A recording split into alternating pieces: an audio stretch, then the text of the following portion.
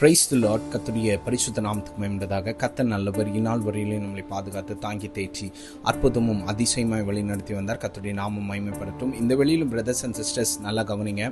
இன்னைக்கு என்னன்னா, ரட்சிக்கப்பட்ட தேவ பிள்ளைங்க பழைய வாழ்க்கையை திரும்பி பார்க்குற பிரதர்ஸ் அண்ட் சிஸ்டர்ஸுக்கான வார்த்தை தான். நல்லா கவனிங்க. என்னுடைய பழைய வாழ்க்கை சுகபோகமா நான் இஷ்டப்பட்டதை பண்ணிட்டு வாழ்ந்து கொண்டிருந்தேனே, இப்போ இங்க வந்து இவ்வளோ கஷ்டப்படுறேனே. நான் ரட்சிக்கப்பட்ட பிள்ளை, நான் கர்த்தருக்குள்ள வாழுகிறேன், ஆனா எனக்கு ஏன் இந்த பாடு, எனக்கு ஏன் இந்த சூழல்னு பழைய வாழ்க்கையை திரும்பி பார்த்து கொண்டிருக்கிற பிரதர்ஸ் அண்ட் சிஸ்டர்ஸ்க்கான வார்த்தை. நல்லா கவனிங்க பிரதர்ஸ் அண்ட் சிஸ்டர்ஸ். இங்க ஒரு கேரக்டர் உங்க முன்னாடி கொண்டு வர விரும்புகிறேன். என்ன சொல்லணும்னா, அந்த கேரக்டரோடு கூட ஒரு குரூப் ஆஃப் ஜனங்களையும் உங்க முன்னாடி கொண்டு வர விரும்புகிறேன். மோசேங்கிற கேரக்டர். நல்லா கவனிங்க. யாத்ராகமம் 14ஆம் அதிகாரம் 11வது வசனத்திலிருந்து 22வது வசனம் உங்க வீடுகளில் பார்த்துக்கோங்க. நல்லா கவனிங்க. இங்க மோசே வந்து இஸ்ரேல் ஜனங்களை பார்வோனுடைய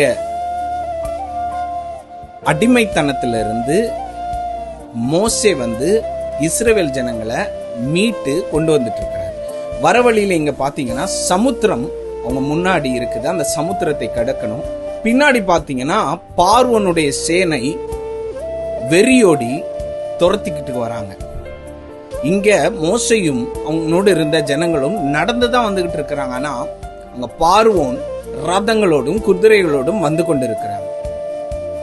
பின்னாடி பார்வோனுடைய சேனை, முன்னாடி சமுத்திரம். ஜனங்கள் எல்லாம் என்ன சொல்ல ஆரம்பிச்சிட்டாங்க தெரியுமா? நான் பார்வோனு கீழேயே அடிமையா நாங்க வாழ்ந்திருப்போமோ, அங்க எங்க எங்களுக்கு பிரேத குழி இல்லைன்னா இங்க கூப்பிட்டு வந்தீங்க, நான் அங்கேயே நிம்மதியா இருந்தோமே அப்படின்னு பழைய வாழ்க்கையை பத்தி பேச ஆரம்பிச்சிட்டாங்க.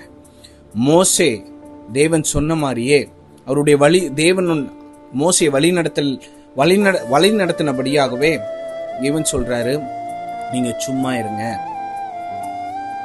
மோசே தெளிவா சொல்றாரு, தேவன் சொன்ன மாதிரி நீங்க சும்மா இருங்க. நீங்க இன்றைக்கு நின்று கொண்டு தேவன் உங்களுக்காக செய்கிறத நீங்க பாப்பீங்க அப்படின்னு சொல்றாரு. நீங்க சும்மா இருங்க, கர்த்தர் உங்களுக்காக யுத்தம் பண்ணுவாருன்னு சொல்றாரு. என்ன நடக்குது தெரியுமா? எந்த சமுத்திரம் அவங்க முன்னாடி தடையான்னு இருந்துச்சோ அந்த சமுத்திரத்தை பிளந்து சேஃபா மோசையும் அந்த ஜனங்களையும் அக்கறைக்கு கொண்டு போனார். அந்த தேவன் உங்களையும் அற்புதமாம் நடத்தி அக்கறைக்கு கொண்டு போய் சேர்ப்பார். ஆனா நீங்க ஒண்ணு செய்யணும். பழைய வாழ்க்கைய இந்த ஜனங்கள் மாதிரி திருப்பி பேசக்கூடாது. ரட்சிக்கப்பட்டு கர்த்தருக்குள்ள வந்துட்டீங்க, தேவனை மாத்திரம் பாருங்க, தேவனை முன் வச்சு செல்லுங்க. கர்த்தர் பெரிய காரியங்களை செய்வார். God bless you.